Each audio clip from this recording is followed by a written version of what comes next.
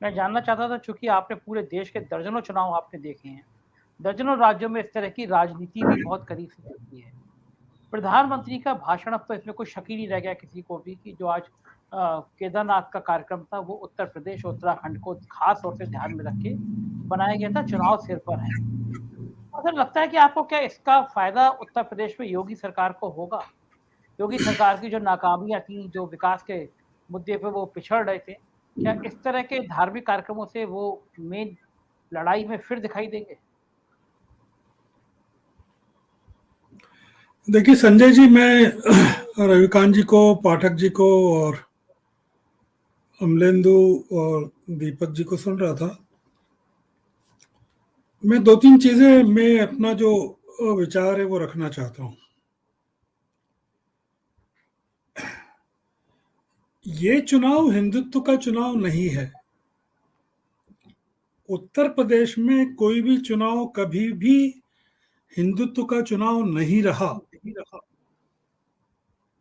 अगर आप मैं पुराने इतिहास में नहीं जाता राम मंदिर मूवमेंट के कि कब से चालू हुआ था राम मंदिर का मूवमेंट, 1883 से और 89 में क्या हुआ।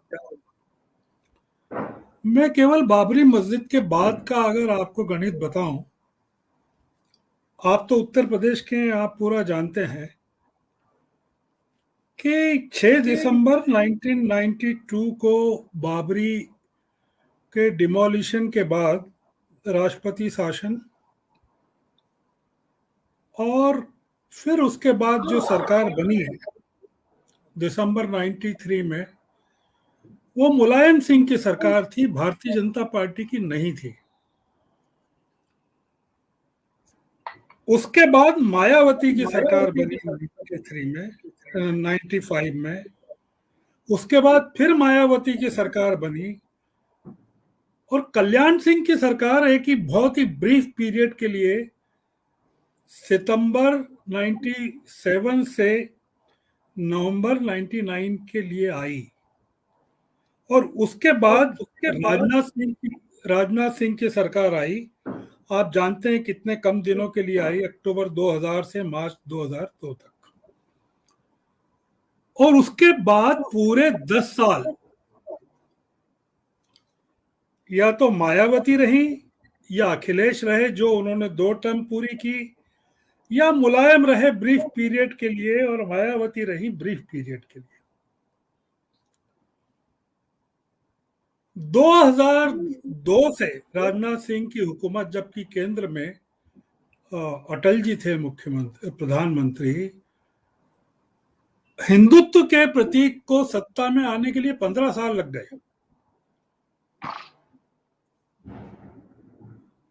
हम जो देख रहे हैं या बात कर रहे हैं, मैं पूरी बात सुन रहा था, वो योगी आदित्यनाथ का चेहरा देख के कर रहे हैं, गुरु गोरखनाथ की बात कर रहे हैं, मंदिर की बात कर रहे हैं, मेजोरिटी की बीजेपी की बात कर रहे हैं। जो उत्तर प्रदेश की राजनीति को मैं समझ रहा हूं या देख रहा हूं, कम से कम सुप्रीम कोर्ट के 2019 के फैसले के बाद से तो मैं लगातार देख रहा हूं, 19 नवंबर 2019 के फैसले के बाद से भारतीय जनता पार्टी का कोई स्टेक ही नहीं है वहां। हिंदुत्व का कोई मुद्दा ही नहीं है उत्तर प्रदेश में। 2014 में प्रधानमंत्री के रूप में मोदी मुलायम सिंह ये मनमोहन सिंह के खिलाफ एंटी इनकम्बेंसी पैदा करके आए थे और पोलराइजेशन करके आए थे। उसको उन्होंने 2017 में कंसोलिडेट किया उत्तर प्रदेश में, और फिर 2019 के चुनाव में फर्दर कंसोलिडेट किया, पर उसका वो फैसला उनको उतना फायदा नहीं मिला जितना 2014 में मिला था।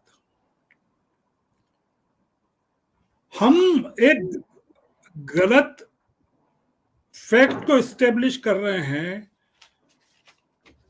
और वो फैक्ट ये है कि प्रधानमंत्री हिंदुत्व के मुद्दे पर जितना जोर देंगे, जितना केदारनाथ, मथुरा और काशी विश्वनाथ की बात करेंगे, उतना उत्तर प्रदेश में हिंदू मत पोलराइज होगा। संभव ही नहीं है। उत्तर प्रदेश में पोलराइजेशन हो ही नहीं रहा है। आप उत्तर प्रदेश में बैठे हैं, मैं तो आपसे इतनी दूर बैठा हूं। आप ये बताइए कि आपके लखनऊ में क्या आपको कुछ हिंदू मुस्लिम नजर आ रहा है क्या? हरदोई जाते हैं ये अलीगढ़ जाते हैं, ये प्रधानमंत्री जाते हैं अलीगढ़ में और महेंद्र प्रताप सिंह को उठाते हैं वहां। आपको लगता है कि कुछ उत्तर प्रदेश में आपको कोई लहर लग रही है कि जो मुसलमानों के खिलाफ हिंदू खड़ा हुआ है वहां? नहीं। ये जमाना खत्म हो गया है। ये जो कर रहे हैं योगी और प्रधानमंत्री, ये हताशा है इनकी। ये शेयर फ्रस्ट्रेशन है। अगर हिंदुत्व का मुद्दा होता तो ये जो 35 किलो अनाज और के साथ तेल और दाल और चीनी जोड़कर उसको होली तक चलाने का अभियान नहीं करते। अब तो सीधा खेल जो है संजय जी, मतदाताओं को खरीदने का है।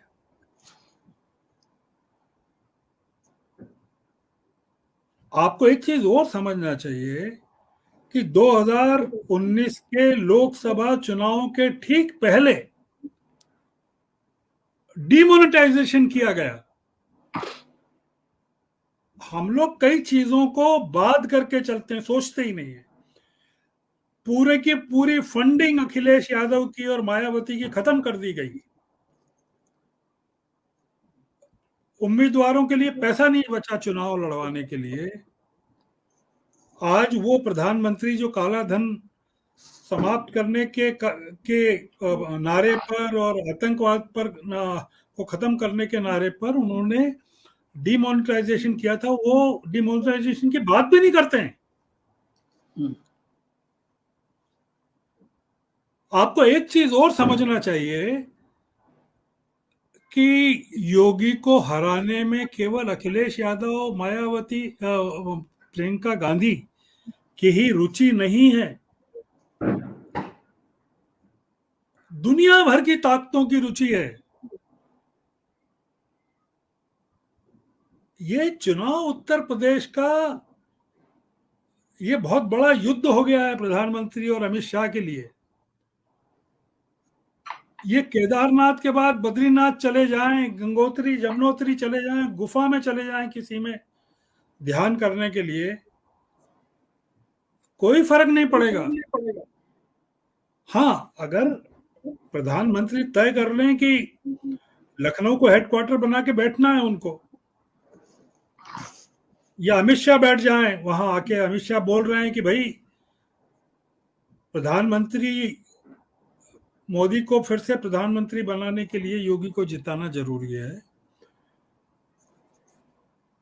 ये मैंने किसी भी केंद्रीय नेता, गृह मंत्री को इतने चुनावों में, मैं इतने चुनाव देख रहा हूं, मैं पिछले 50-55 सालों से, 60 सालों से मैंने कभी नहीं सुना कि कोई राज्य में कैंपेन करने केंद्र का इतना बड़ा नंबर 2 का नेता जाए और ये कहे,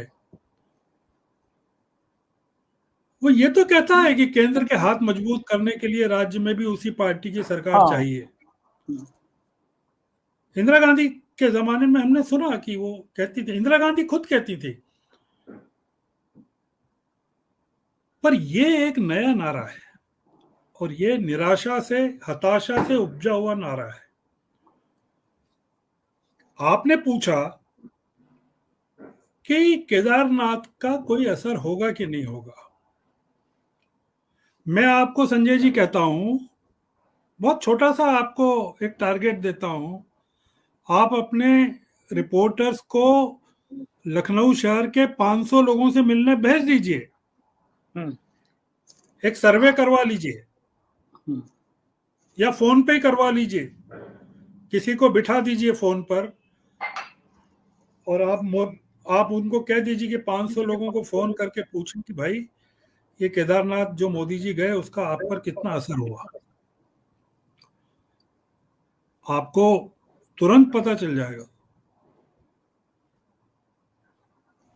इस चुनाव के गणित पूरी तरह से बदल चुके हैं, और इस चुनाव का सबसे बड़ा गणित ये है कि कांग्रेस, में बार बार कह रहा हूं और फिर दोहरा रहा हूं कि कांग्रेस और अखिलेश मिलकर क्या तय करते हैं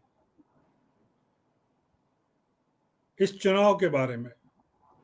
बिल्कुल ठीक बात है। और ये चुनाव केवल उत्तर प्रदेश का नहीं है, ये देश का चुनाव है,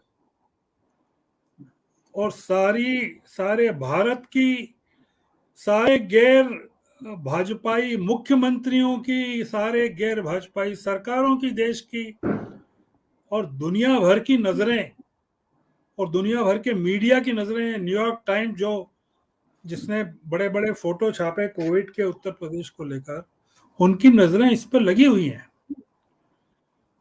योगी आदित्यनाथ क्यों न्यूयॉर्क टाइम्स में बड़ा फुल पेज का विज्ञापन छपवाते हैं?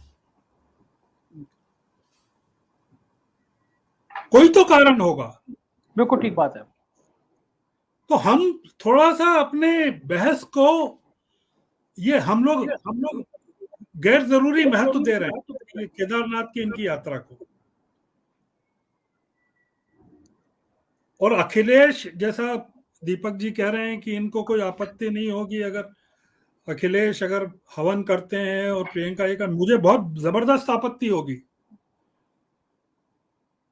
क्योंकि ये चुनाव हिंदू अपीजमेंट का रहा ही नहीं है। और अखिलेश यादव जैसे ही मंदिर करने लगेंगे, वैसे ही जो मुसलमान मतदाता इस समय कुछ तय करके बैठा है, उसके मन में अखिलेश के प्रति भी संशय पैदा हो जाएगा। 5 करोड़ लोग हैं उत्तर प्रदेश में जो मुस्लिम हैं, अगर मैं गलती नहीं कर रहा हूं, 5 नहीं होंगे, 4 होंगे।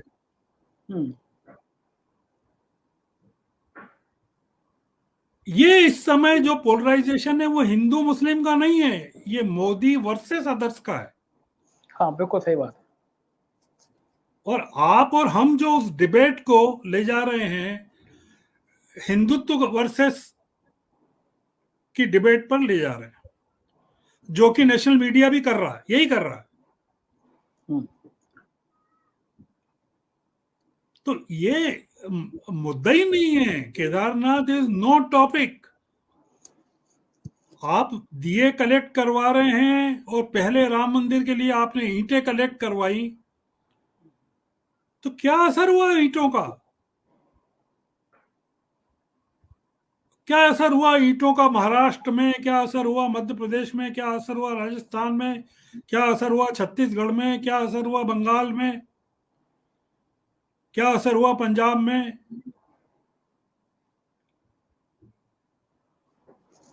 ये लोग, जब आपके पास मुद्दा नहीं होता है पार्टियों के पास, तो वो एक मुद्दा खड़ा करने की कोशिश करते हैं।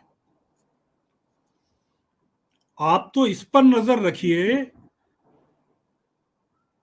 कि कोई बड़ी घटना नहीं हो जाए उत्तर प्रदेश में जो हिंदू मुस्लिम पोलराइजेशन को बढ़ावा दे। नजर इस समय रखना जो जरूरी है वो ये है कि ये चुनाव को, जो आपको और हमको पता नहीं है कि मोदी जी जब केदारनाथ में थे तब योगी का जो अप्रेंटिस था वो क्या कर रहा था। शिवालयों में लोगों को स्क्रीन लगा कर दिखाना ही काफी नहीं है अभी। वो आप बीजेपी कितने फ्रंट पर काम कर रही है। मैंने पहले भी एक डिबेट में कहा था कि पन्ना प्रमुखों की बात कही थी मैंने, एक एक बूथ की बात कही थी। आप सोचिएगा कि अगर देश भर के बीजेपी कार्यकर्ताओं को उत्तर प्रदेश के एक एक गांव में एक एक मतदाता के पास झोंक दिया जाएगा,